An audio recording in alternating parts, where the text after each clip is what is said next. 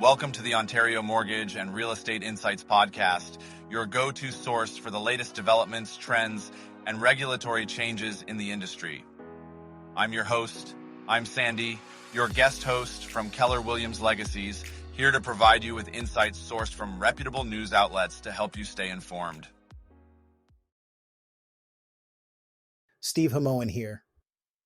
This is brought to you by Real Approved Inc., a trusted mortgage brokerage dedicated to helping Canadians achieve their homeownership dreams.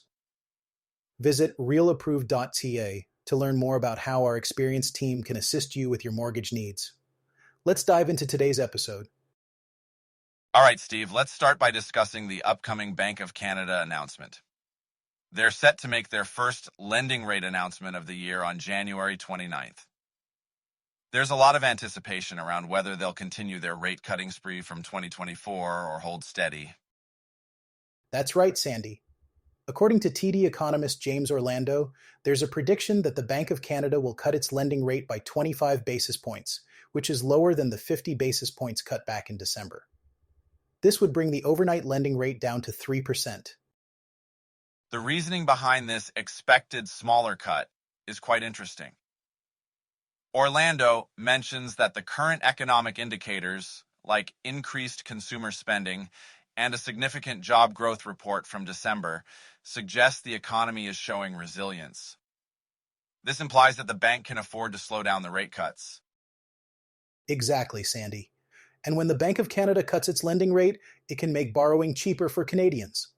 This is particularly beneficial for those with variable rate mortgages, as more of their payments would go toward the principal rather than interest. However, for those with fixed-rate mortgages, a cut like this doesn't immediately affect them, since those rates are based more on 5-year bond yields. It's a bit of a wait-and-see situation for them. Right. And while TD Economics predicts a rate cut, Orlando also points out that the bank might decide to hold the rate. The economy's current resilience could justify such a decision. So it's not a certainty that we'll see a rate cut in January. Another factor to keep an eye on is the upcoming U.S. presidential inauguration and potential economic policies from President-elect Donald Trump, like the proposed 25% tariff on Canadian exports. That could heavily impact the Canadian economy and influence the bank's decision. True, Sandy. And the inflation report from Statistics Canada, due on January 21st, is another key element. If inflation remains stable around 2%, as Orlando suggests, it might not weigh heavily on the bank's decision to cut rates further. Overall, TD Economics anticipates a cumulative rate cut of 100 basis points by the end of 2025, potentially bringing the lending rate to around 2%. It's a balancing act for the bank as they aim to support economic growth without stoking inflation. Indeed, Sandy. With rates currently at 3%, they're not exerting as much pressure on the economy as they did when they were at 5%. Finding that sweet spot around 2% seems to be the goal for the Bank of Canada. Let's talk about Bloom Financial's new product, Safe Rate, which introduces Canada's first lifetime fixed-rate reverse mortgage. This is a significant development for older homeowners. Steve, what's your take on this? It's quite an innovation, Sandy. Safe Rate allows older homeowners to lock in a fixed interest rate for life, which is a first in Canada. This could be a game changer for many who rely on reverse mortgages as a crucial part of their financial planning in retirement. Absolutely. A reverse mortgage is often one of the last major financial decisions older homeowners make, and the certainty of a fixed rate for life can provide significant peace of mind. Ben McCabe, the founder and CEO of Bloom Financial, mentioned that this product was inspired by consumer protection standards in the UK, which is quite advanced in this area. Right. And the current posted rate for Safe Rate is 6.69%. While that's a bit higher than Bloom's 5-year fixed rate, it's still competitive when compared to other reverse mortgage options in the market. The ability to lock in a lifetime rate is a feature that many will find appealing, especially those who want to ensure their financial stability as they age. Another interesting aspect of Safe Rate is its portability. Unlike other reverse mortgage products, Safe Rate allows customers to carry their existing rate to another property, whether they're downsizing or upsizing. That's a huge advantage for those who might want to move but don't want to lose their favorable rate. And let's not forget the consumer-friendly features, such as the 100% waiver for those moving into long-term care and a 3-year bereavement repayment waiver after the death of a spouse. These are significant benefits that could make a big difference in people's lives. However, it's important to note that Safe Rate is not suitable for everyone. The steep penalties for breaking the contract early make it less ideal for those who might want to sell and rent or refinance in the near future. It's really tailored for those who are committed to staying in their homes long term. Indeed, Sandy. It's designed for those who love their homes and want to age in place.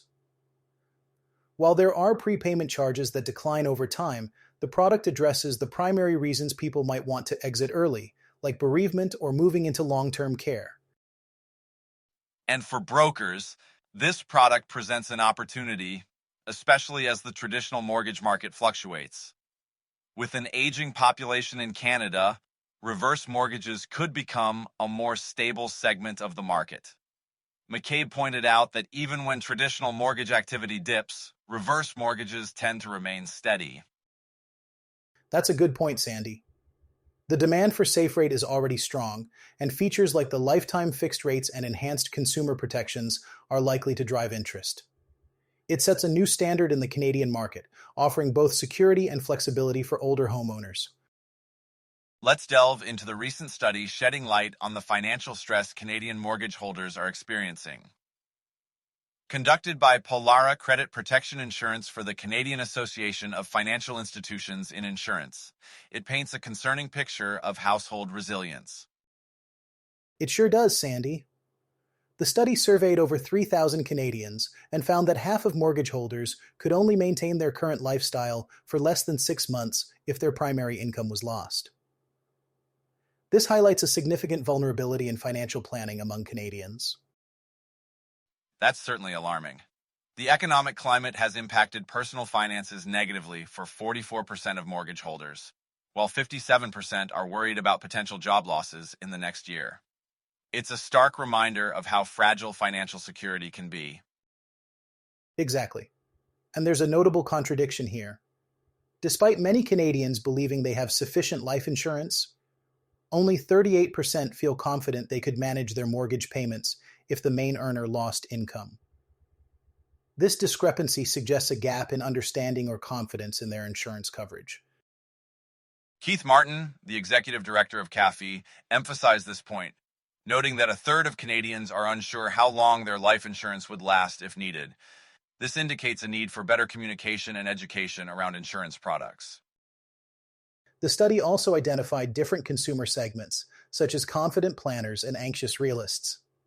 While 45% of confident planners are likely to purchase or renew coverage, only 27% of anxious realists who face affordability issues feel the same. Affordability and trust are major barriers. Only 30% of current CPI holders believe the product offers good value, and a mere 29% find it affordable or more trustworthy compared to other insurance types. This suggests a significant gap in consumer perception of value. Indeed, Sandy. Affordability and perceived need are critical factors, with 41% of non-holders citing cost as a reason for not having CPI, and 40% pointing to a lack of perceived necessity. This underscores the importance of demonstrating the value of these products to consumers. Job loss protection is another area of concern. While 94% of mortgage-related CPI includes life coverage, only 66% offer job loss protection. This gap is even wider among those over 40, with less than half having job loss coverage compared to younger demographics. And this is where financial professionals can play a crucial role. The study found that nearly half of non-holders were advised against CPI by their advisors, highlighting a need for clearer communication and guidance to close these protection gaps. Absolutely. Keith Martin pointed out that there's a real opportunity here to improve communication and demonstrate the value of CPI, especially during life transitions and economic stress. It's about ensuring families have the protection they need when they need it most. Let's dive into the recent report from the Canada Mortgage and Housing Corporation, which highlights some concerning trends in the mortgage delinquency rates across the country. While the national rate has seen a decline for the first time in 3 years, Ontario and British Columbia are not faring as well. Steve, what are we seeing here? Right, Sandy. The national mortgage delinquency rate fell to 0.22% in the second quarter of 2025, which is indeed a positive development. However, both Ontario and British Columbia have seen their delinquency rates rise, indicating ongoing financial strain. In Ontario, for instance, the delinquency rate climbed to 0.23%, overtaking the national average for the first time since at least 2012. That's quite significant. In Toronto, the rate jumped to 0.24% from 0.15% in the previous year. That's a 60% year-over-year increase and the highest level we've seen since 2012. It's clear that financial stress is still a major issue in these regions. Absolutely. And British Columbia is also experiencing an uptick, with its delinquency rate rising from 0.16% to 0.19% over the same period. CMHC has flagged these increases as signs that financial stress remains, particularly in Ontario. Despite the challenges in Ontario and British Columbia, it's interesting to note that other regions like Atlantic Canada, Quebec, and the Prairie Provinces have posted declines in delinquency rates. It really highlights the uneven nature of the recovery across Canada. That's a key point, Sandy. Even with the increase in delinquencies in Ontario and BC, mortgage lenders nationwide are seeing growth in originations. This is largely driven by a surge in insured mortgages and refinances, as well as a wave of renewals from borrowers whose mortgages originated in 2020 and 2021. And it seems like the big banks and credit unions are expanding their market share. The big six banks and credit unions now hold 59% and 18% of the market, respectively. This growth has been aided by acquisitions, like RBC's purchase of HSBC's Canadian business. Indeed. And alternative lenders are also growing their outstanding mortgage value faster than traditional lenders, despite tightening their lending standards. This indicates a shift in the lender landscape as they adapt to the current economic conditions. Looking at renewals, over 750,000 mortgages are coming due in the last half of 2025, with more than 1 million expected in 2026. While many borrowers have managed increased payments at renewal, the share of new uninsured mortgages with a total debt service ratio above 45% has actually decreased. That's right, Sandy. It's down to 31.3% in the second quarter of 2025, from 33.8% 2 years prior. However, the household debt to disposable income ratio remains high at 181.8%, and mortgage holders' delinquency rates are rising faster than those for non-mortgage credit consumers. According to a new report from CIBC Capital Markets, the 90-plus day delinquency rate for homeowners has risen slightly above 2019 levels. This increase is driven more by job loss than payment shock at this point, which is something to keep an eye on as we approach 2026. Exactly, Sandy. While the national delinquency rates decline is a positive signal, the increases in Ontario and BC highlight the uneven nature of Canada's mortgage market recovery. It's crucial for policymakers and financial institutions to address these regional disparities to ensure a more balanced recovery. The Toronto real estate market is facing a challenging time as we head towards the end of 2025. With inventory swelling and prices falling, many home sellers are finding themselves in a bit of a bind. Steve, what are your thoughts on the current situation? It's a tough market for sellers, Sandy. With so much inventory available, buyers have the luxury of being more selective and cautious. They're not feeling the same pressure to jump on a property as they did during the early 2020s, when low interest rates and a fear of missing out fueled bidding wars. That's right, Steve. Real estate agents like Melissa Carrington from Keller Williams Complete Realty are advising clients to have a plan B in place if they don't get the price they were hoping for. It's all about managing expectations and understanding the current market dynamics. Exactly. Sellers need to be realistic about their asking prices. In markets like Hamilton and Burlington, the average days on market has stretched to 77 days, with some properties lingering for over 200 days. The months of inventory is at 5.3, indicating a slower pace of sales. And with the average price in the Hamilton-Burlington area dipping 2.6% in October compared to last year, sellers who set high expectations might end up chasing the market down. Ms. Carrington points out that buyers are limiting the premiums they're willing to pay, which is a stark contrast to the overheated market of the early 2020s. Buyers are definitely more cautious now. They know there are plenty of options available, so if they don't see value in a property, they're willing to wait for a better deal. As Ms. Carrington mentioned, they know if they don't see the value in it, they're going to see 5 houses listed next week. Exactly. And it's not just the increased inventory affecting the market. Economic uncertainties, such as the Canada-US trade war and its impact on industries like steel and manufacturing, are also influencing buyer confidence, especially in areas like Hamilton and Burlington. True, Sandy. Despite these challenges, some buyers are still finding opportunities by targeting sellers under pressure. Mortgage broker Leah Zlatkin notes that those with financial security can often find good deals by seeking out properties that have been on the market for a while. That's a good point, Steve. Sellers who are holding out for a lofty price might need to reconsider their strategy. Ms. Carrington suggests that those sellers have a fallback plan, like reducing their asking price or pressing for a discount on their next purchase. And for those who aren't in a rush to sell, it might be worth holding on to the property until the market rebounds. There are also alternative strategies, like modifying the home to better suit their needs, which could be a more viable option in a slow market. It's all about finding the right strategy for each individual situation. Whether it's pricing competitively, adjusting expectations, or implementing a fallback plan, sellers need to be prepared for a longer time on the market. Absolutely, Sandy. The current market conditions require sellers to be flexible and strategic.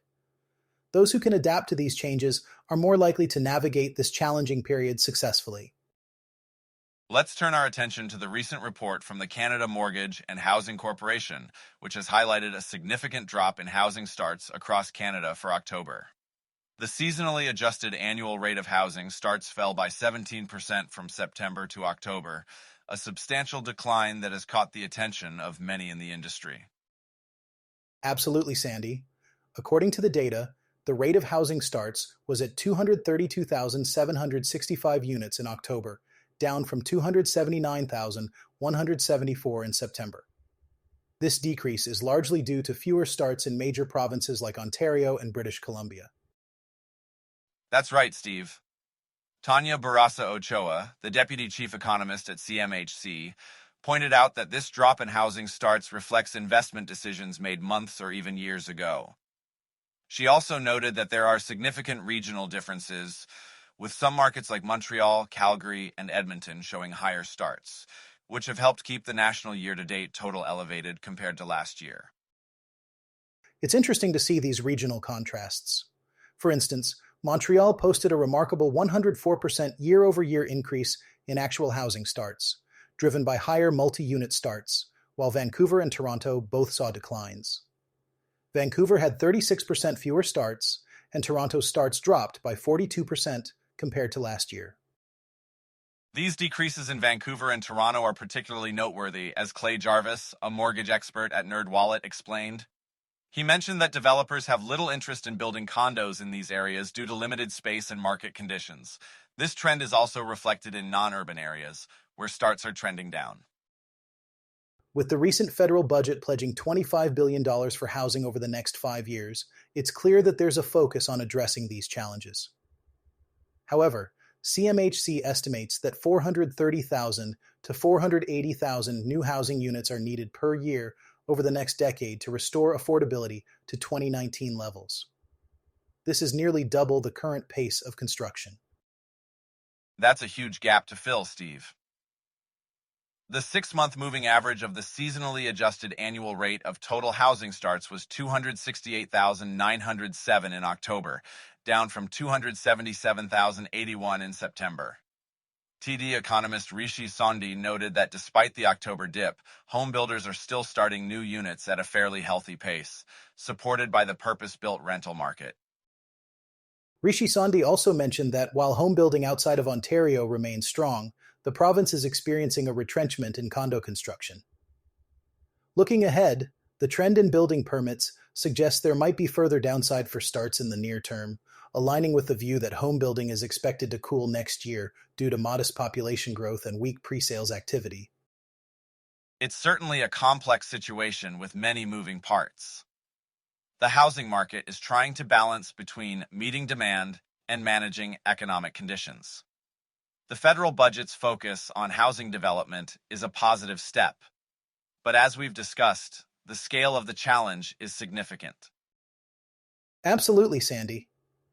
The need for strategic planning and investment is crucial to ensure that the housing market can meet the future demands while maintaining affordability. It's a delicate balance, but with careful consideration, the market can adapt to these challenges.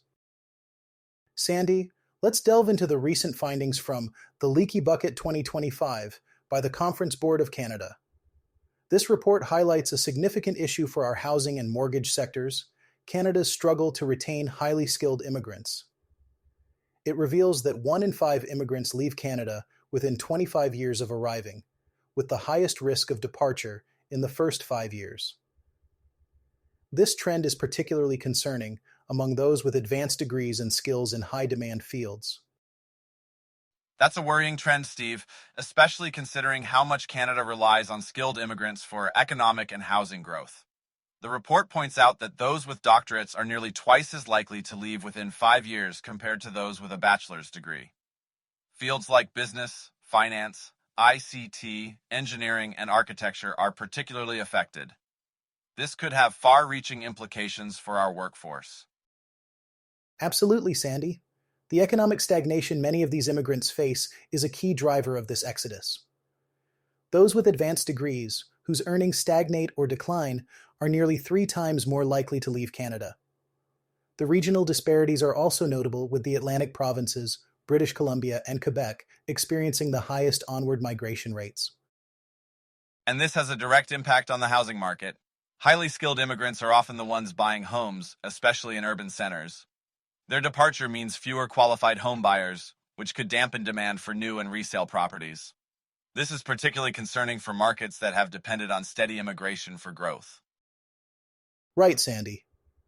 The outflow also affects the labor force in construction, engineering, and architecture, where immigrants form a significant part of the workforce.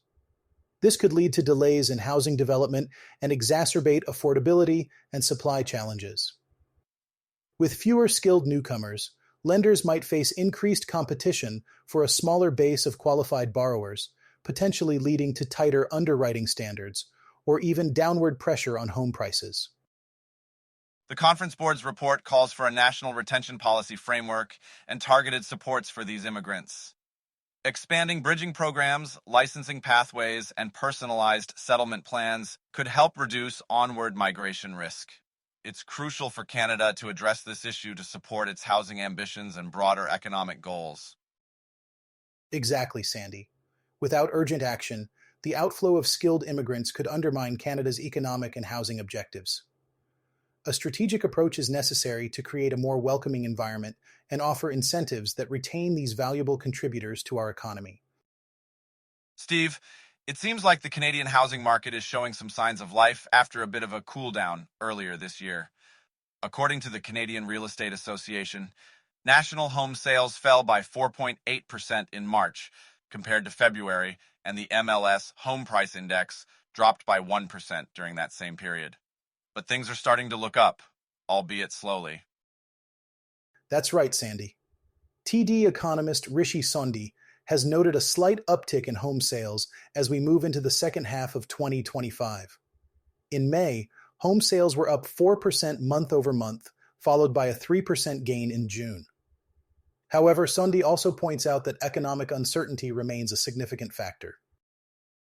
It seems like the US-Canada trade tensions and the job market are having a considerable impact on housing demand and prices. Even with the improvements, Sondi suggests that sales levels will likely remain subdued compared to the peak pandemic levels, particularly in British Columbia and Ontario. Indeed, Sandy. Ontario and BC are expected to remain sluggish due to an imbalance of supply and demand. Sandi explains that there's too little demand chasing too much supply, which tends to drive prices down. The condo market in the Greater Toronto Area, for example, has seen prices decline earlier this year and is expected to continue this trend through the rest of 2025. The Bank of Canada has already cut its lending rate twice this year by 25 basis points each time, and TD Economics predicts that further rate cuts could be on the horizon due to the softness in the labor market. This could provide some stimulus to the housing market, particularly for those with variable rate mortgages. That's a valid point, Sandy. A rate cut would likely have an effect on variable rate mortgages, providing some relief to a segment of the market. Looking ahead to 2026, Sundie expects stronger growth in home sales and prices, assuming the economy improves and uncertainty decreases. It's interesting to note that while we might see some recovery, the scale of the bounce back could be restrained by poor affordability in key markets like BC and Ontario. However, the affordability in the Greater Toronto Area condo market has improved due to declining prices, which might help boost sales in that segment. Exactly, Sandy. The bottom line is that while Canada's housing market may not return to peak pandemic levels, it's expected to gradually find a more balanced footing in the latter half of 2025 and into early 2026. It's a complex landscape, but with careful navigation, there are opportunities for both buyers and sellers. Scotiabank has recently announced some significant changes in its leadership structure, aimed at bolstering its strategy in real estate lending and risk management. Steve, it seems like these appointments are part of a broader push to meet evolving market and regulatory demands. That's right, Sandy. Phil Thomas has been named the Group Head and Chief Strategy and Operating Officer. With over 2 decades of experience, particularly in risk management and international banking, he's expected to leverage his extensive knowledge to enhance the client experience and drive innovation, especially in artificial intelligence. It sounds like Phil Thomas has already made a substantial impact on Scotiabank's global risk management function, especially during challenging times like the pandemic and ongoing global trade negotiations. This experience should serve him well in his new role. Absolutely, Sandy. Another key appointment is Shannon McGuinness as the Chief Risk Officer. Since joining Scotiabank in 2024, she's been instrumental in transforming the retail and commercial credit teams and aligning them with the bank's strategic goals. Her leadership is expected to further enhance Scotiabank's risk management capabilities. Shannon McGuinness seems to be a respected figure in the industry, and her focus on talent and process enhancement could be crucial as the bank navigates a changing regulatory environment. It's essential for banks to have strong leadership in risk management, given the current economic uncertainties. That's very true, Sandy. Anik Asher is another significant appointment, taking the helm of real estate secured lending. Her previous work on client primacy and operational efficiency aligns well with the bank's growth objectives in Canadian banking. Anik's role will be pivotal as Scotiabank aims to drive client acquisition and deliver strong returns. It's interesting to see how the bank is leveraging her expertise to achieve its ambitious targets. Indeed, and with Tracy Gomes moving to Executive Vice President and Chief Risk Officer for Canadian Banking, Global Wealth Management, and Credit Risk, Scotiabank is clearly positioning itself to strengthen its risk strategies across multiple sectors. Tracy Gomes's move signifies Scotiabank's commitment to building robust solutions that support client primacy objectives. It's an exciting time for the bank as it adapts to increased competition in the mortgage market and regulatory scrutiny. Yes, and Megan Terry's expanded role in global corporate and public affairs, including government affairs, highlights Scotiabank's focus on enhancing its public and regulatory engagement. As the bank continues to grow, these strategic appointments will be crucial in maintaining its competitive edge. With Scotiabank serving over 25 million customers worldwide and having a strong presence in Latin America and the Caribbean, these leadership changes are likely to have a significant impact on its operations both domestically and internationally. That's right, Sandy. As Scotiabank continues to expand and innovate, Especially in areas like digital upgrades and AI, these appointments will play a key role in steering the bank through evolving market conditions and ensuring its long term success. As we wrap up today's episode, let's look at some of the real estate markets in the Greater Toronto Area that are gaining traction. Karen Longwell from insaga.com recently highlighted 5 areas that have seen a spike in interest, according to data from House Sigma. These are King City, downtown Toronto, Whitby, Etobicoke, and Aurora. What's driving this interest, Steve? Well, Sandy, it's quite intriguing. The data from House Sigma indicates that these areas have seen increased user activity, which often translates to heightened sales activity a few months down the line. Stephen Yanni, House Sigma's managing broker for Ontario, advises caution in making predictions, yet he acknowledges this pattern of increased activity leading to more sales. That's right, Steve. It seems that affordability and proximity to work are significant factors. For instance, King City and Etobicoke offer more affordable options. And there's a noticeable trend of people moving closer to their workplaces again, possibly due to return to office mandates. Exactly, Sandy. The pandemic certainly shifted buying patterns with a peak in prices in 2022, but we've seen a correction and stabilization since then. This current environment, with stable prices and a healthy inventory, is favorable for new home buyers who have the financial means. They have more options and negotiating power compared to a few years ago. And it's interesting to hear that the market is still marked by uncertainty. Many are waiting to see how things unfold geopolitically and economically before making any big moves. Yanni points out that while we cannot predict the future, the current conditions do offer a less stressful buying process. That's true, Sandy. With more time and flexibility in the market now, buyers can find what they really want without the pressure that characterized previous years. It's about making informed decisions and taking advantage of the current market dynamics. Absolutely, Steve. As we continue to monitor these trends, it's crucial for both buyers and sellers to stay informed and adaptable. The evolving market conditions present both challenges and opportunities. Thanks for tuning in to another episode of the Ontario Mortgage and Real Estate Insights podcast.